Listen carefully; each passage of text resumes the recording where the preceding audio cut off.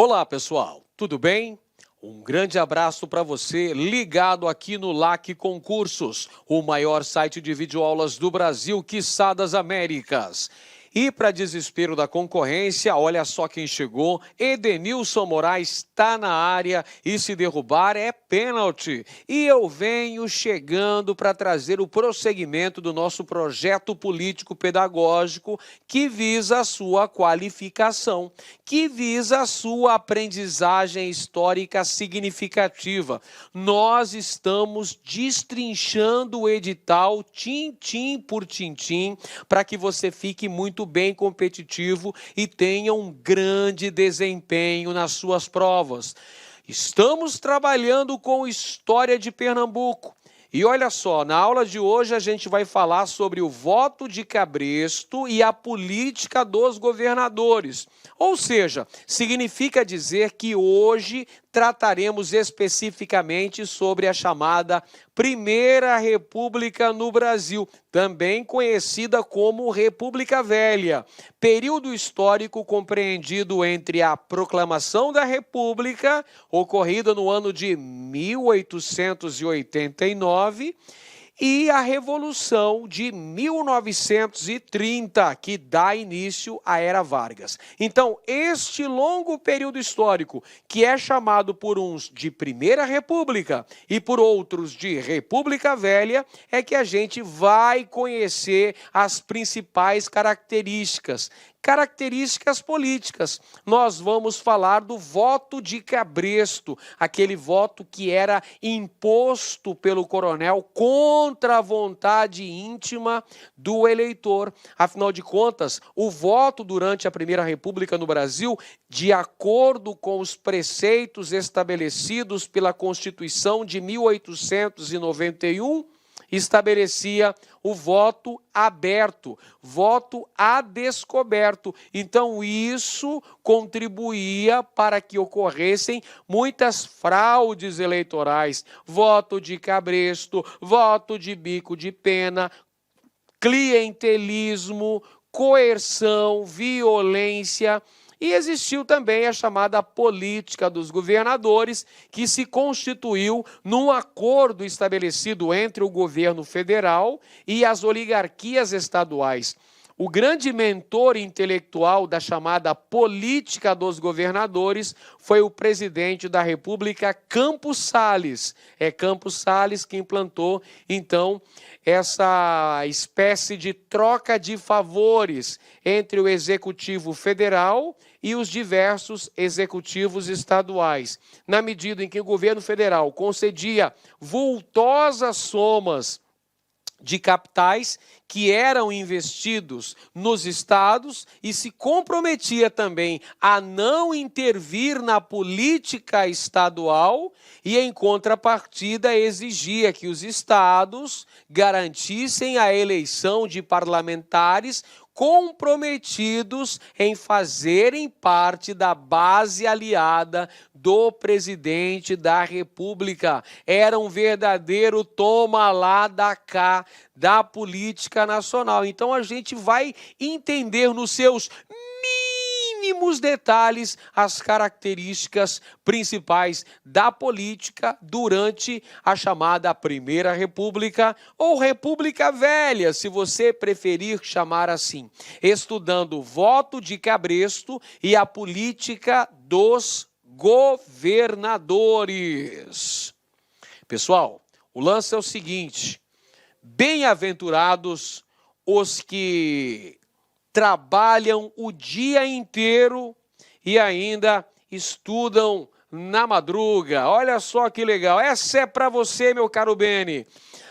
Bem-aventurados os que trabalham o dia inteiro e ainda estudam na madruga. Você vai alcançar seu objetivo, você vai conseguir a sua tão sonhada aprovação, principalmente porque você está se preparando no lugar certo, se está se preparando com a equipe de campeões do LAC Concursos. Link seu sucesso. Vamos lá então, pessoal, sem mais delongas, começar a nossa aula de hoje falando sobre o voto de cabresto. O voto de Cabresto, como eu mencionei aqui no início da nossa aula, bem no comecinho da aula, eu já dei algumas das características do chamado voto de Cabresto. É o voto característico da Primeira República no Brasil. Só recapitulando para você que já esqueceu, a Primeira República vai de 1889 até 1930. A Primeira República, por sua vez, também é conhecida como República Velha. Não pode esquecer isso aí, pessoal. Então, o controle do voto durante a Primeira República era chamado de voto de Cabresto. Voto de Cabresto que era um limite ao exercício da cidadania no Brasil, na medida em que o eleitor não tinha vontade própria. Ele era obrigado a votar nos candidatos indicados pelo coronel. Olha o coronel aqui de chapéu na cabeça, puxando o pobre do eleitor para que ele deposite o seu voto na urna. Este é o voto de Cabresto. O coronel está obrigando o eleitor a votar no candidato que ele determinar. Era essa a relação de troca de favores, pessoal. Claro que isso limitava a autonomia, limitava o direito de escolha, de livre escolha do pobre do eleitor, que não tinha alternativa. Olha ele aí, de pés no chão. O coitado dependia dos favores do coronel, então ele não poderia desobedecer, porque se ele desobedecesse às ordens do coronel, aí, meu amigo, aí a coisa ia ficar preta, porque quem ia entrar em ação eram os jagunços para descer a porrada no eleitor que não obedecesse ao respectivo coronel. Então, o voto de Cabresto, durante o início do período republicano no Brasil, representou uma grave limitação do exercício da cidadania política. Um abuso de autoridade econômica, o que a gente chama hoje de abuso do poder econômico. Era isso aqui, ó, do voto de Cabresto, o abuso da autoridade do coronel e também a compra de votos. Como é que se dava essa compra de votos? Através da troca de favores. O coronel era a principal autoridade na esfera municipal. Quanto mais eleitores o coronel conseguisse manipular, mais importante, mais influente seria esse coronel. Então, olha só, o coronel era quem escolhia o delegado de polícia, o coronel era quem nomeava os funcionários públicos das diversas repartições municipais, o coronel era quem escolhia a professora no grupo escolar, o coronel poderia conseguir a matrícula para o filho de seu dependente lá na escolinha para estudar, para ser alfabetizado. Enfim, havia uma grande dependência em relação ao coronel. Isso é o que nós chamamos de clientelismo ou troca de favores. Forma-se uma relação de clientela entre o coronel e os eleitores que estão sujeitos ao voto de Cabresto e ao curral eleitoral. Era constante o uso da máquina estatal nas eleições, pessoal. Os grupos que estavam no poder usavam descaradamente verbas públicas para se manter no poder. Não muito diferente do que nós temos hoje em dia, não é mesmo? Mas desde aquela época aí no Brasil, então os grupos que estavam no poder usavam de mecanismos para permanecerem no usufruto do poder, vencendo as eleições, muitas vezes utilizando-se de métodos fraudulentos. E outro aspecto importante que ajudou na consolidação do voto de Cabresto é o fato da concentração da terra e do poder político no Brasil. Na esfera municipal, quem representava o poder político no nosso país eram os coronéis. Quem eram esses coronéis? Geralmente, os coronéis eram grandes proprietários de terras, latifundiários. Então, eles tinham lá os agregados, as pessoas que dependiam diretamente dos benefícios proporcionados pelo coronel. Então, era de um lado o favor e de outro lado o voto, não tem acordo. Você quer um favor? Quero. Eu te dou esse favor, porém tem um preço. O preço é a obediência canina. Eu quero a sua fidelidade. Você vai votar em quem eu mandar. Esse é o voto de cabresto. E nesse contexto nós temos as chamadas práticas coronelísticas. Olha, esta charge aqui é sensacional, cara. Essa charge aqui é fantástica, fabulosa. As próximas eleições de cabresto, mostrando aqui, olha só, tem o político arrastando a rédea curta, o burro. Quem é o burro? O burro é o eleitor, é o voto de cabresto. Ele vem para depositar o seu voto na urna, sendo recebido por uma mulher que representa a soberania nacional. Esta charge do Storni é fantástica e ilustra muito bem o que foi o chamado voto de cabresto no Brasil. Mas vamos falar então das práticas coronelísticas no Brasil.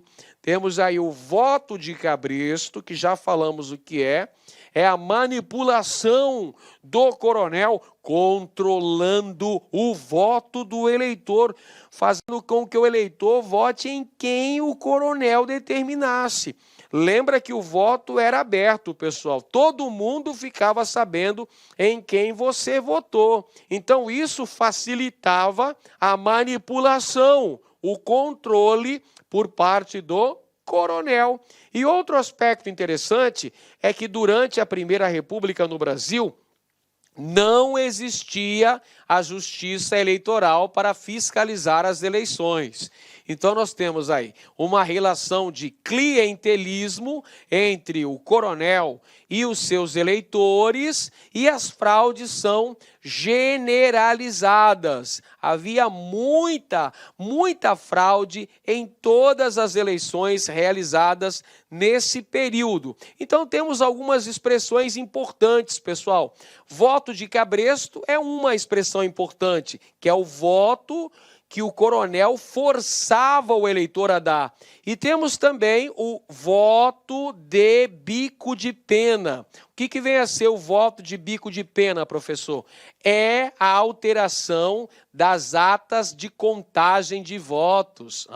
Trocando em miúdos, são as fraudes eleitorais. Existia também uma outra expressão importante chamada de curral eleitoral. O curral eleitoral era o número de eleitores que o coronel conseguia manipular. Quanto maior fosse o curral eleitoral, maior seria o prestígio político do coronel. O coronel que usava de trocas de favores para conseguir a simpatia dos eleitores. Mas quando essa simpatia falhava, aí entrava em ação a tropa de choque do coronel, a coerção e a violência que era feita através dos bandos de jagunços, os pistoleiros fortemente armados pelo coronel para defender os seus direitos. Todos os coronéis aí que se prezavam tinham a sua guarda pessoal, tinham lá os jagunços fortemente armados até os dentes para defender seus interesses político-partidários. O coronelismo, pessoal, se baseou no poder local exercido pelos coronéis. Os coronéis que, via de regra, eram latifundiários, grandes proprietários de terras. Mas também existiam coronéis usineiros, existiam coronéis comerciantes, mas, via de regra, os coronéis eram grandes proprietários de terras, os latifundiários. E havia a ação dos grupos dominantes, através das chamadas oligarquias, que era a reunião de várias famílias de coronéis, formavam alianças políticas para conquistar o poder, formando assim oligarquias. Vale dizer também que essas oligarquias ora se uniam, ora se dividiam. Então não era uma questão consensual, pessoal. Dependia do momento, poderia ser amigo ou poderia ser inimigo mortal, viu? A violência foi uma característica muito marcante da política brasileira neste período caracterizado pelo clientelismo, ou seja, pela troca de favores, mas também caracterizado pela coerção, pela violência contra aqueles que não aceitavam o mando e os desmandos dos coronéis. O voto era aberto, já falamos, o voto era descoberto, isso facilitava a manipulação do voto de cabresto, e havia o curral eleitoral, que era o número de eleitores que o coronel conseguia amealhar para seus aliados políticos, num contexto histórico marcado pela ocorrência de constantes fraudes eleitorais e, para variar um pouquinho na história do Brasil, não é mesmo? Muita corrupção política, muita corrupção e também exclusão. Por que exclusão, professor? Porque a maioria da população brasileira não tinha direito a voto.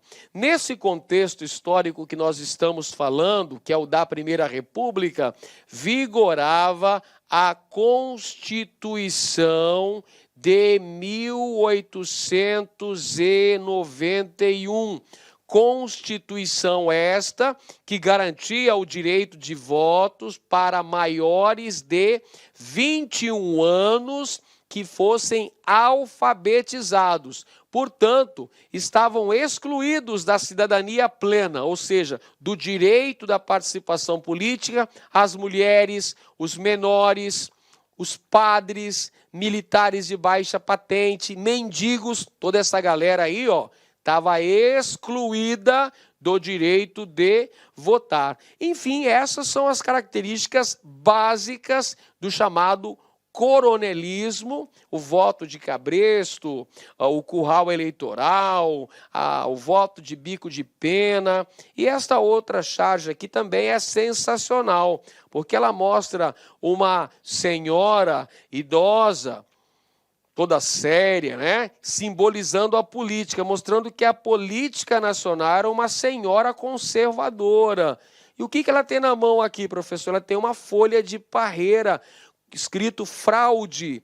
E do lado temos uma urna eleitoral. Veja aqui, eleições. Olha a urna eleitoral. Olha quem é que está saindo bela e maravilhosa, nua da urna eleitoral. Está saindo uma bela mulher, que simboliza as eleições. Então, as eleições são fraudulentas. A velha política conservadora, através da folha de parreira da fraude, impedia que a verdade saísse nua e crua das urnas durante as eleições. Isso aí é fraude no 12, meu companheiro. Olá, meus amigos, minhas amigas, sou o professor Lac. Inicialmente eu peço desculpa para vocês porque interrompi os seus estudos, mas estou aqui para dar um recado muito rápido, muito breve, falar um pouquinho sobre esse projeto da LAC Concurso de socialização do conhecimento.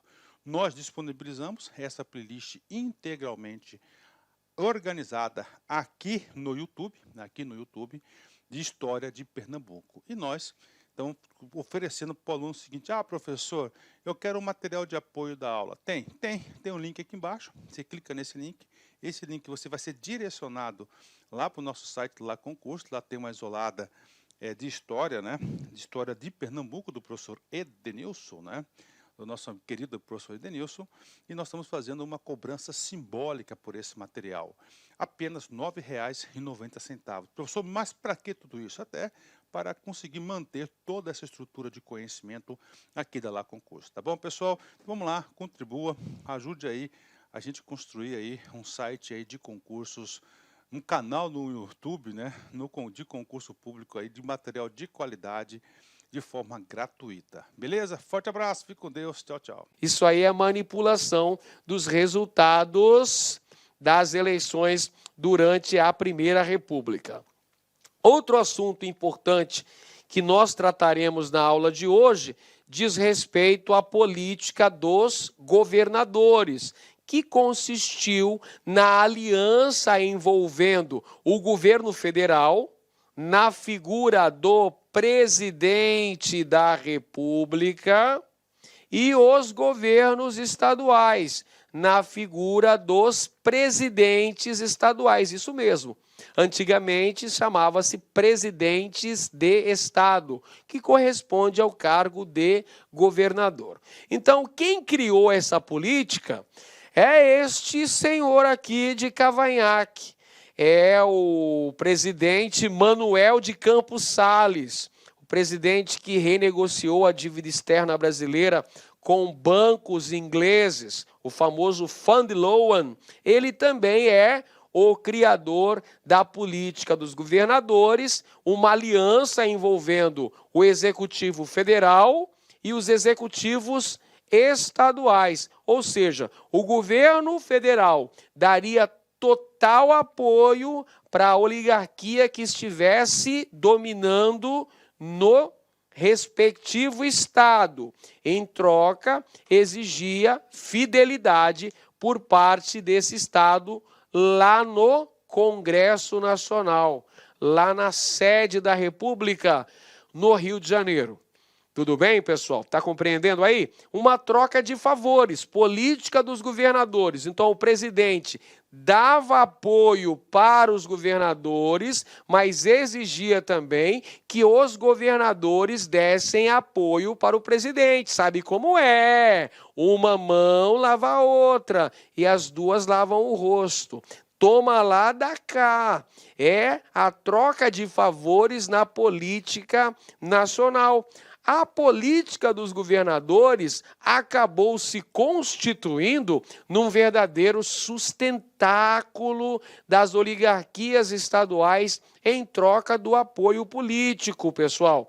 E isso contribuiu de forma significativa para o reforço do poder local, ou seja, do coronelismo. O que significa isso? Trocando em miúdos, significa dizer que a política dos governadores acabou por acirrar ainda mais as disputas intestinas nos estados. Espera aí que eu vou trocar em miúdos aí, pessoal. Significa dizer que a política implementada pelo presidente Campos Salles, chamada de política dos estados, Campos Salles dizia: é dos estados que se governa o Brasil. Política dos estados é o mesmo que política dos governadores, uma aliança entre o governo federal e os diversos governos estaduais. Só que isso acabou por alimentar ainda mais as rivalidades internas, as rivalidades entre as várias oligarquias estaduais que se digladiavam pelo poder político. Por exemplo, em Pernambuco, as várias oligarquias começam a brigar entre si e muitas vezes com atos de extrema violência para conseguir suplantar o grupo político adversário e chegar ao poder na esfera estadual. Então, como um reflexo da política dos governadores, nós tivemos a intensificação do coronelismo no Brasil e o aumento das lutas violentas envolvendo as diversas oligarquias. Entre os mecanismos de controle do poder oligárquico estava a CVP. O que é essa CVP aí, professor? é a comissão verificadora de poderes.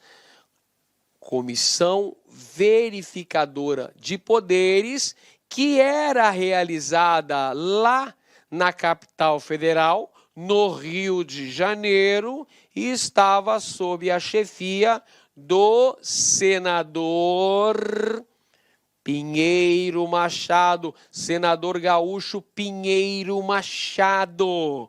Então explica melhor aí, pessoal. Vamos explicar aqui a Comissão Verificadora de Poderes. Eu vou explicar para você. Olha só, gente. Os candidatos que eram eleitos nos estados, os deputados federais, os senadores, ao chegar à capital federal, o Rio de Janeiro, eles precisavam jurar lealdade ao presidente da República. Eles precisavam declarar o seu apoio ao presidente da República.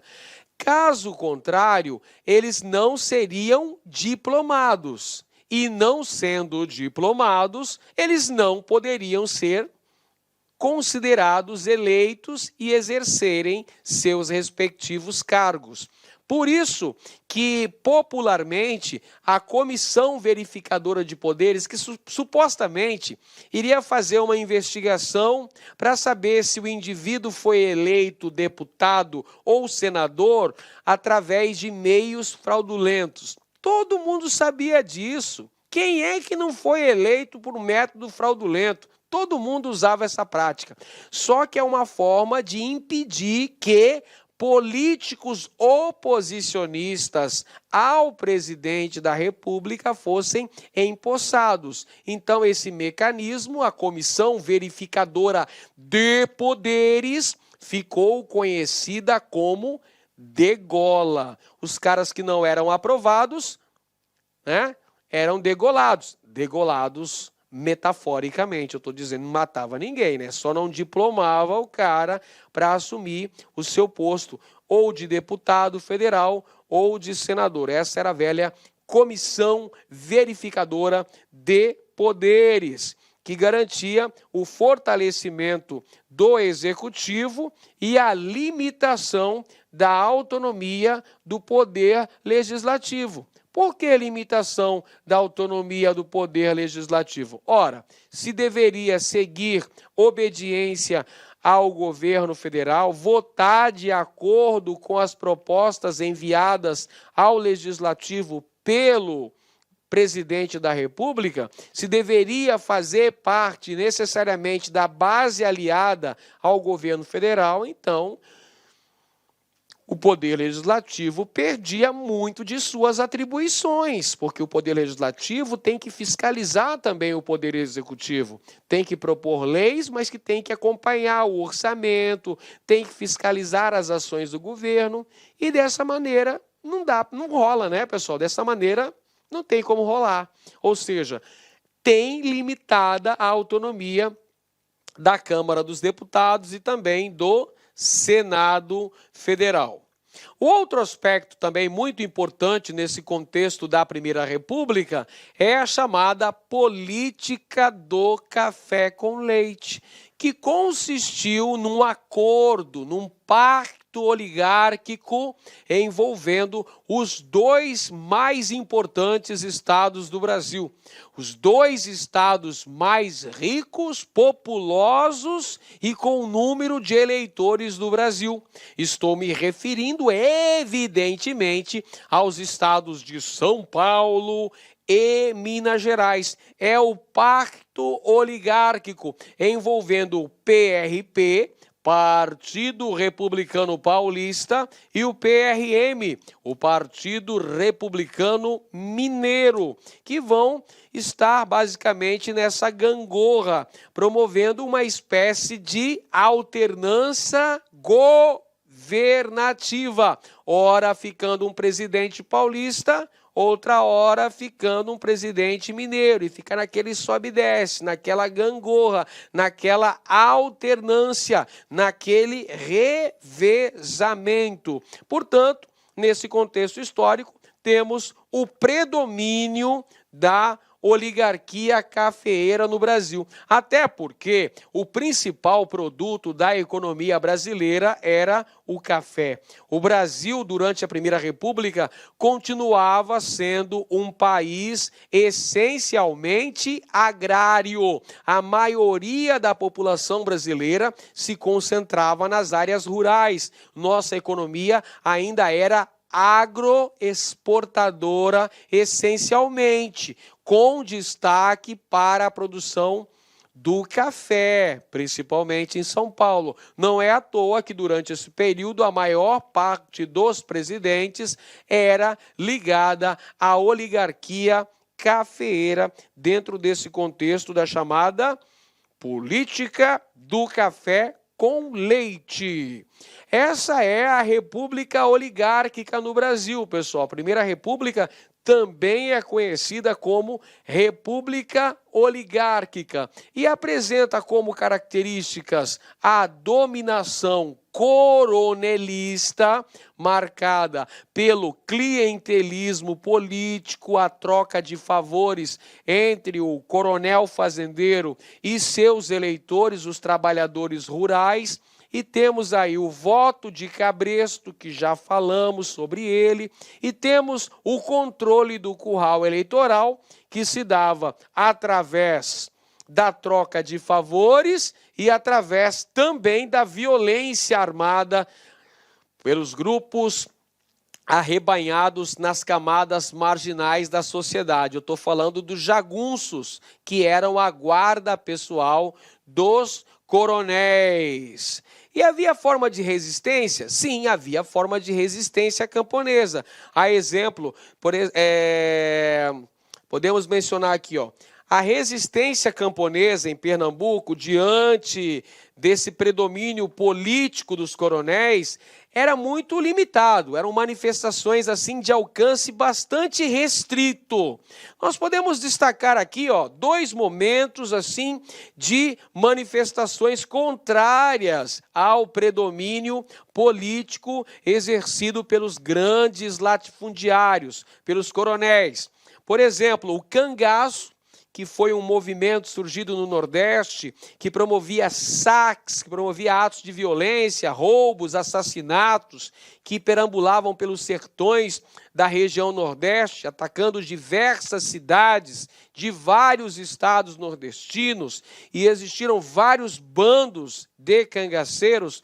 O principal bando de cangaceiro foi o chefiado por Virgulino Ferreira da Silva, o Lampião, e sua companheira Maria Bonita. Corisco e Dadá também estavam no grupo. O principal bando de cangaceiros foi o bando de Lampião, mas não foi o único, né? Teve o bando de Antônio Silvino também, vários bandos de cangaceiros. O mais famoso pelo Brasil é o bando de Virgulino Ferreira, o Lampião, bandoleiro das terras nordestinas, grande Lampião, acompanhado de Maria Bonita, o cangaço. Além do cangaço, outro movimento de resistência eram os movimentos messiânicos, tais como o movimento que aconteceu lá, onde? Na Bahia, lá junto ao Vale do Rio Vaza Barris, onde surgiu a comunidade de Canudos, a comunidade do Belo Monte, liderada pelo beato Antônio Vicente Mendes Maciel, mais conhecido como Antônio Conselheiro, que era o grande pregador e líder religioso daquela comunidade, que foi destruída pelo exército brasileiro no final da década de 1890, né? Foi aquele contexto ali, governo de Prudente de Moraes, 1897, a destruição de Canudos. Muito bem, meus amigos. Vamos agora fazer alguns exercícios relacionados com este contexto. Voto de cabresto e a política dos governadores. Vamos lá, então. Primeira questão já está na sua tela. Acompanha comigo. Vem cá. Vem cá. Foco total. João Soares estava com a razão. Política só se ganha com muito dinheiro, a começar pelo alistamento, que é trabalhoso e caro. Tem-se de ir atrás de eleitor por eleitor, convencê-los a se alistarem e ensinar tudo, até a copiar o requerimento. Cabo de enxada engrossa as mãos, e o cedenho das rédeas, o laço de couro cru, machado e foice também. Caneta e lápis são ferramentas muito delicadas. A lida é outra, labuta pesada, de sol a sol, nos campos e nos currais. E quem perdeu tempo com leitura e escrita em menino, acaba logo esquecendo-se do pouco que aprendeu. Ler o quê? Escrever o quê? Mas agora é preciso. A eleição vem aí, e o título de eleitor rende a estima do patrão. A gente vira pessoa. Olha só essa citação retirada do brilhante livro de Mário Palmério, Vila dos Confins. Vale a pena conferir, pessoal, para você compreender o coronelismo, a manipulação política, o voto de cabresto durante a República Velha no Brasil. Por esse trecho, nós podemos perceber que como era feito o alistamento eleitoral, porque a Constituição de 1891 estabelecia que teriam direito ao voto somente os cidadãos brasileiros maiores de 21 anos que fossem alfabetizados. Nem que o cara só soubesse fazer lá um O no fundo do copo. Não tem problema. Se o cara assinasse o nome, escrevesse um bilhetezinho ali, já era considerado alfabetizado. Portanto, teria direito ao voto. Então, não eram raros os casos de coronéis que mandavam as professorinhas ir lá dar aula no período noturno para esses peões de fazenda, para esses trabalhadores braçais, para que eles aprendessem minimamente a ler e escrever, a fazerem o requerimento do alistamento eleitoral para poderem votar. Era um voto a mais já faz diferença, meu amigo. Então, dessa maneira que nós temos aí as eleições e o voto de cabresto nesse período. Tomando o texto como referência inicial, assinale a opção correta relativamente às eleições e ao voto no Brasil da República Velha. Alternativa A. O sistema eleitoral da República Velha manteve o caráter do voto censitário, tal qual existia no sistema imperial. Nada disso. Negativo. O voto censitário foi abolido. Abolido o voto censitário. No lugar do voto censitário veio o chamado voto universal. Voto universal, mas apenas para cidadãos alfabetizados. Viu por que era importante saber ler, saber escrever? Porque a gente vira pessoa. Alternativa B. O voto de cabresto, atrelado ao interesse político do patrão, do fazendeiro, do dono da terra, era uma prática generalizada na República Velha, mas foi rompida com a Revolução de 1930. Pessoal, a Revolução de 1930 levou Getúlio Vargas ao poder no Brasil, levou a uma mudança na estrutura política nacional, porém, demorou um certo tempo para que o voto de cabresto, esse controle exercido pelo coronel, fosse definitivamente extirpado da política brasileira. Até meados da década de 40 ainda era comum essa prática aí, pessoal.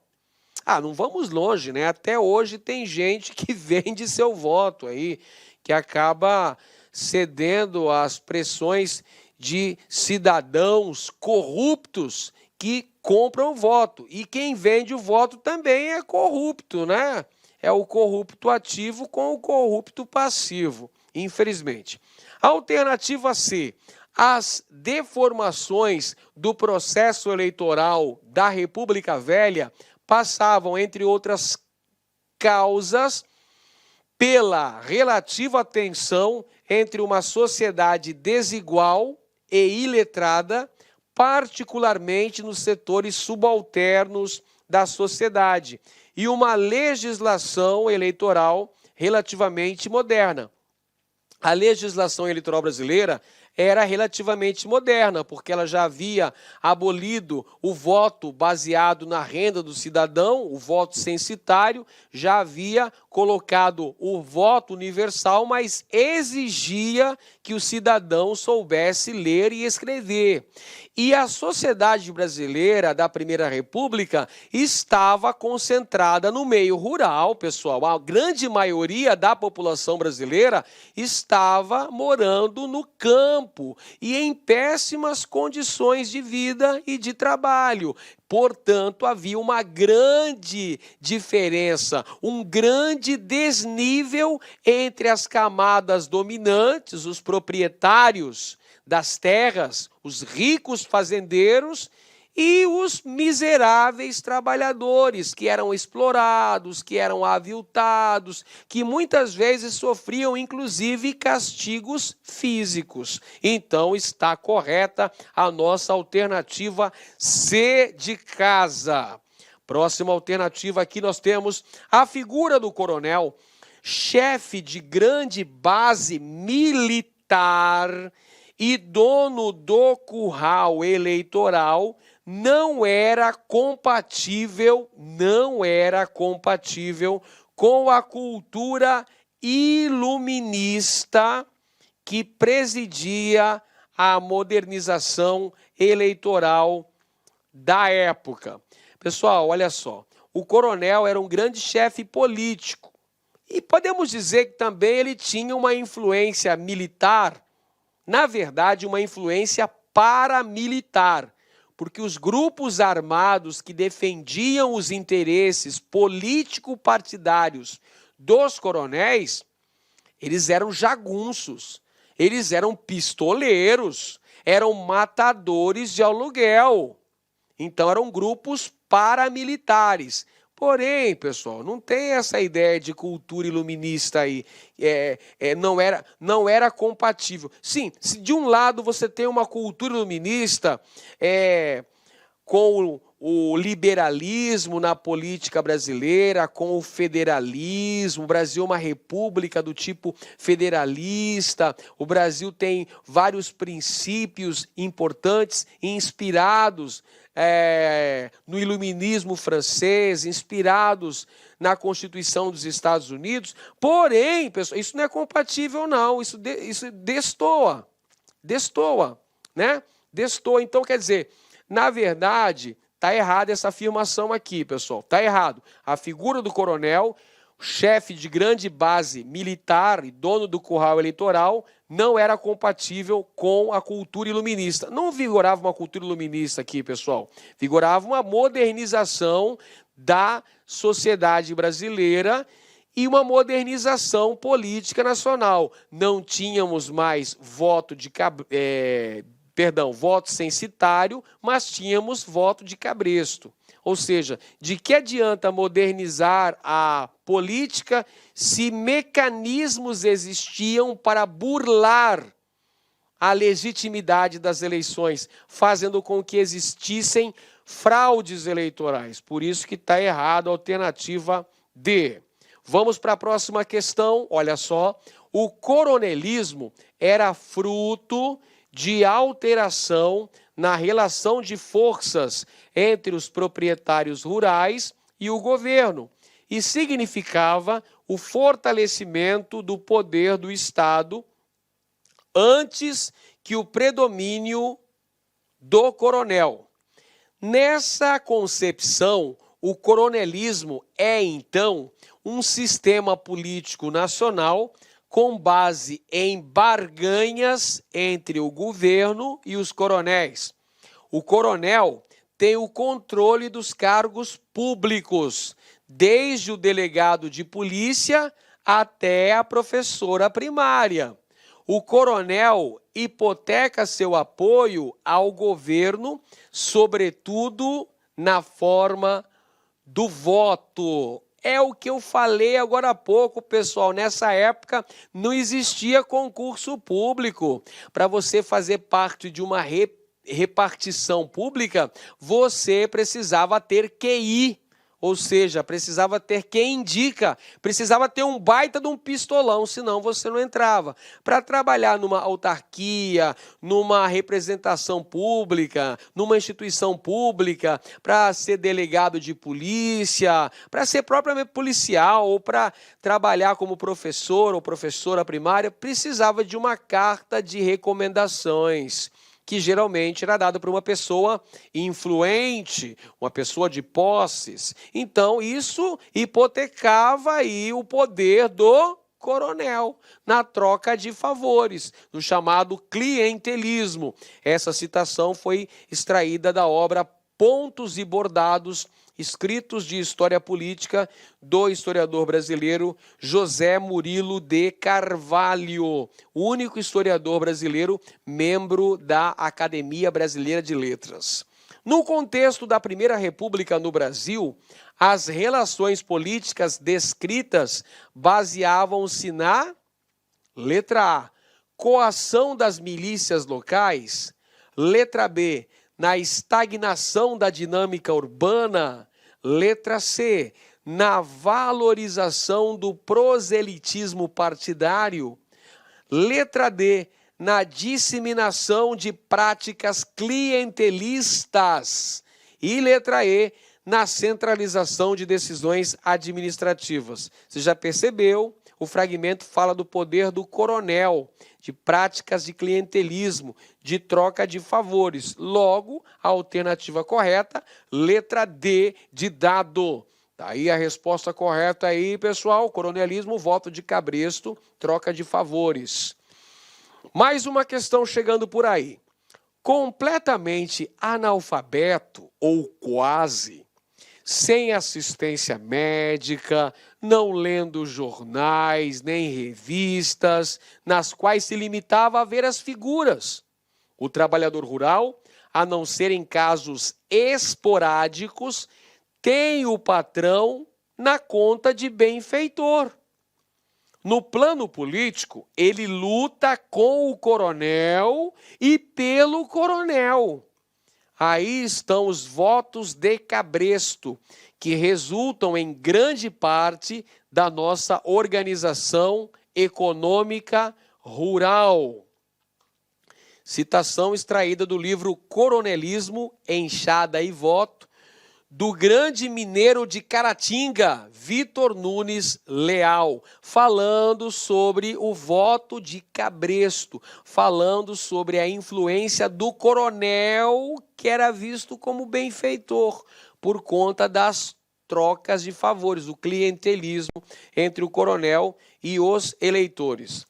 O coronelismo, fenômeno político da Primeira República, período histórico compreendido entre 1889 e 1930, tinha como uma de suas principais características o controle do voto, o que limitava, portanto, o exercício da cidadania. Nesse período, esta prática estava vinculada a uma estrutura social. Qual era a estrutura social que vigorava no Brasil? Onde estava concentrada a maior parte da população brasileira? A população pernambucana também, evidentemente, estava concentrada no meio rural, trabalhando em atividades ligadas a uma economia agrária. Portanto, era uma sociedade baseada numa estrutura agrária, estava concentrada no campo. Muito bem, vamos procurar então a alternativa correta. Letra A, igualitária, com um nível satisfatório de distribuição de renda. Ah, tá querendo me enganar, né? Lógico que não. Alternativa B, estagnada, com uma relativa harmonia entre as classes. Harmonia é o cacete. Uma grande opressão das camadas dominantes sobre as camadas subalternas. Letra C, tradicional, com a manutenção da escravidão nos engenhos como forma produtiva típica. Não, pessoal.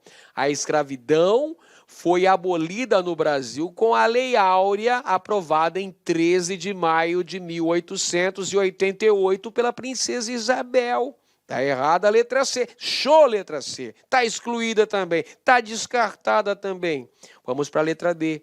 Ditatorial, perturbada por um constante clima de opressão mantido pelo exército e polícia. Errado também, pessoal. Errada essa afirmação. Então, por exclusão, só temos uma. Era uma sociedade agrária marcada pela concentração da terra nas mãos de poucos e do poder político local e regional exercido pelo coronel, que exigia a obediência do eleitor através do voto de cabresto. Alternativa correta, letra E. E vamos para mais uma questão aí chegando, pessoal. Cabo de enxada engrossa as mãos. O laço de couro cru, machado e foice também. Caneta e lápis são ferramentas muito delicadas. A lida é outra, labuta pesada, de sol a sol, nos campos e nos currais. Ler o quê? Escrever o quê? Mas agora é preciso. A eleição vem aí. E o alistamento rende a estima do patrão. A gente vira pessoa. Mais uma vez a citação de Vila dos Confins falando sobre a questão do voto do eleitor, o voto de cabresto. Então o eleitor precisava ser alfabetizado. Então, sendo alfabetizado, sendo letrado minimamente, isso rendia a estima do patrão, ele virava pessoa, quer dizer, ele tinha importância. Ele que era um trabalhador humilde, um trabalhador rural, explorado, recebendo parcos salários, tendo péssimas condições de vida, se sentia um pouco mais importante no momento em que ele podia votar. E aí o coronel poderia agradá-lo. Então ele fala, agora rende a estima do patrão, a gente vira pessoa. De acordo com a leitura do texto acima, considere as assertivas a seguir a respeito dos aspectos da República Velha no Brasil. Item 1.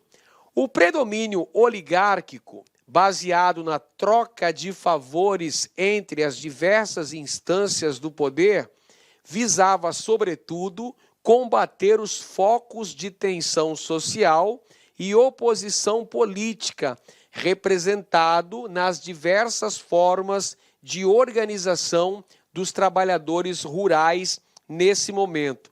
Olha só, pessoal, nesse momento histórico, não temos aí uma grande organização por parte dos trabalhadores rurais.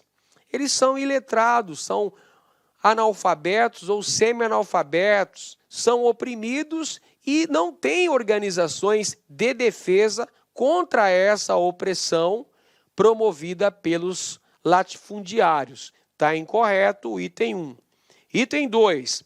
A campanha eleitoral empreendida pelos chefes políticos locais pretendia atingir principalmente os trabalhadores urbanos, vamos grifar, urbanos, já alfabetizados e menos embrutecidos pela labuta pesada, uma vez que os da zona rural, intimidados pela violência física, acabavam por votar de acordo com a vontade dos coronéis. Olha só, a campanha eleitoral empreendida pelos chefes políticos locais pretendia atingir justamente os trabalhadores rurais. Aqueles lá que estavam embrutecidos pela labuta diária, pela labuta pesada, aqueles que poderiam ser controlados através da troca de favores ou através da violência. Item 3. A transformação operada no trabalhador rural, na época das eleições, representava a marca de um sistema político baseado na força dos chefes locais sobre seus subordinados, impondo-lhes seus candidatos e dispensando-os somente nessa ocasião dos trabalhos que engrossavam as mãos. É isso mesmo. No momento do dia da eleição, o cara não precisava ir trabalhar, ele ia lá votar. Então, ele não ia para a labuta pesada, para a enxada que engrossa as mãos. Ele ia lá depositar o seu voto, voto de confiança no candidato do coronel. Correto? O item 3. Muito bem, pessoal. Apenas o item 3 está correto. Alternativa C de casa.